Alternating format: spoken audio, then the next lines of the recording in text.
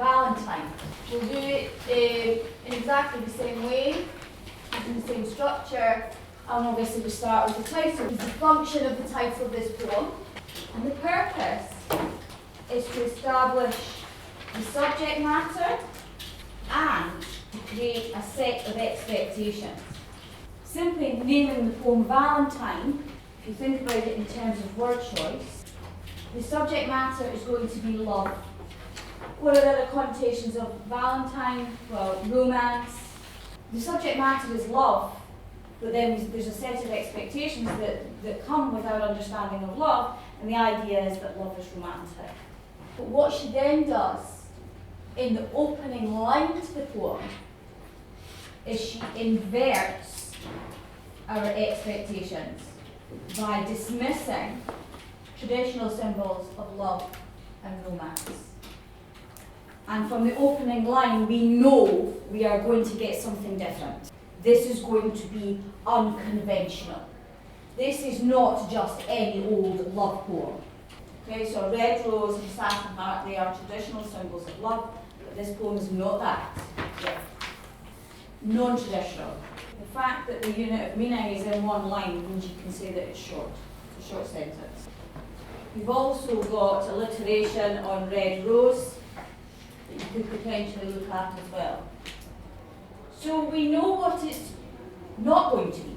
It's not going to be traditional. It's not going to be what we expect. So the second line is telling us what it is going to be.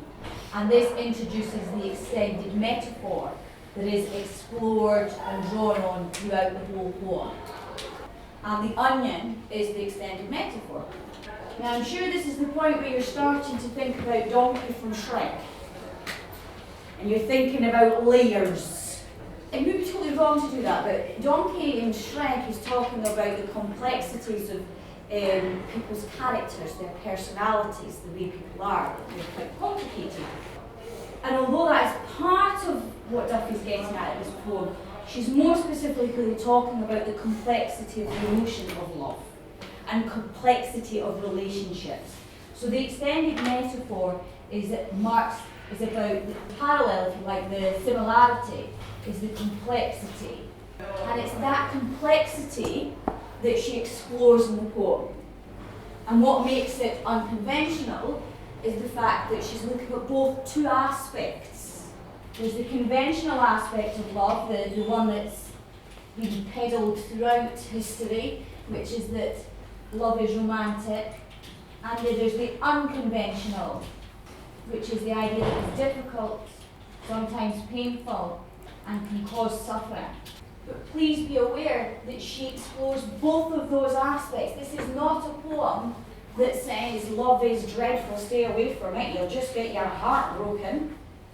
This is a poem that gives you a real, and attempts to give you a balanced understanding of what love is, and it looks at both aspects. The remainder of the stanza explores that metaphor, extends that metaphor further. It is a moon wrapped in brown paper. Don't allow yourself to get too caught up with the brown paper. The brown paper is simply reference to the skin, if you like, the crispy stuff that one finds on the outside of an onion that you have to remove before you wash it and cut it. And that's not necessarily the significant part. I don't think that's the significant part of the image. The significant part of the image is the fact that the onion is being compared to a moon. Why compare it to a moon?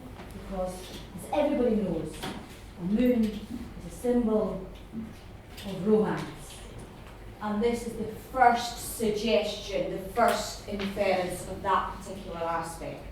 We then have yet another image, and I think I would be confident in identifying this as personification. I'm not aware of any animals that promise things.